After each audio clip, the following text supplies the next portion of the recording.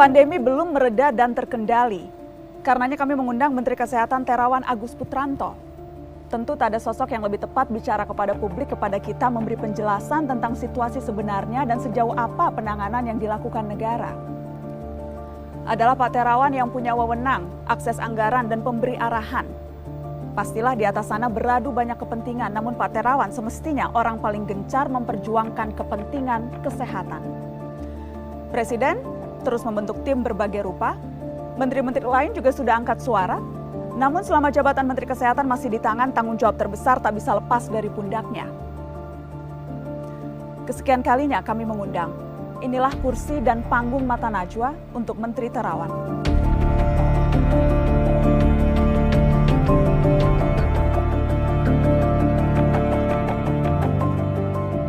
Mengapa menghilang, Pak? Anda minim sekali muncul di depan publik memberi penjelasan selama pandemi. Rasanya Menteri Kesehatan yang paling low profile di seluruh dunia selama wabah ini hanya Menteri Kesehatan Republik Indonesia.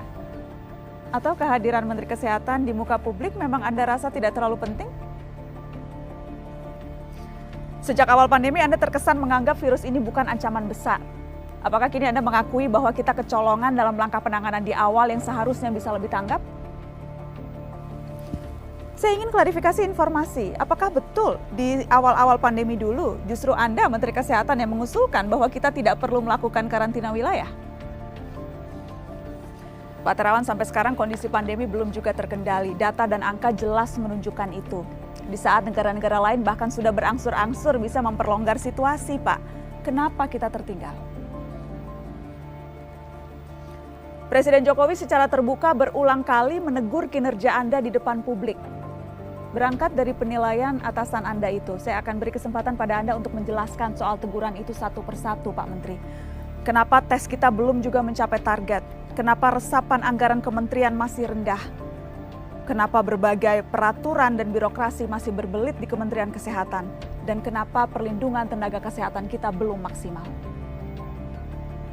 Spesifik soal tenaga kesehatan, angka kematian nakes kita sangat tinggi dan masih terus naik. Bukankah Menkes seharusnya menjadi pelindung dan pembela utama nakes? Kapan perbaikan bisa kita lihat? Masih saja ada disparitas antara data pusat dan data daerah. Padahal data saat pandemi sangat krusial untuk menentukan kebijakan. Mengapa sampai sekarang tidak juga beres? Bagaimana dengan data bahwa gedung Kemenkes menjadi klaster perkantoran terbesar di Jakarta? Kenapa tidak terbuka dan transparan lalu menutup kantor, Pak? Pak Terawan, ada banyak Menteri Kesehatan yang mundur karena penanganan COVID-19. Misalnya Menteri Kesehatan New Zealand, Ceko, Polandia, Brazil, Chile, Pakistan, Israel, Public Health Director-nya mundur, Kanada, Public Health Agency Presidennya mundur. Pertanyaan saya, Pak, apakah penanganan kita lebih baik dari negara-negara yang Menkesnya mundur itu?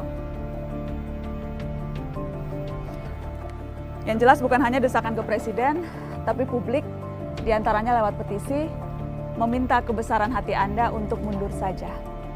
Siap mundur, Pak? Atau bagaimana Anda bisa meyakinkan publik bahwa memang masih layak menjalankan atau menduduki posisi yang berat ini? Pak Terawan, itu hanya sebagian dari pertanyaan yang bukan hanya datang dari saya, tapi juga kami kumpulkan dari publik untuk Anda, Menteri Kesehatan. Kami tahu tak akan ada yang bisa menyelesaikan persoalan pandemi ini sendirian. Tapi kami berharap Anda setidaknya bersedia untuk memberi gambaran. Menteri Kesehatan Terawan Agus Putranto, waktu dan tempat, dipersilahkan.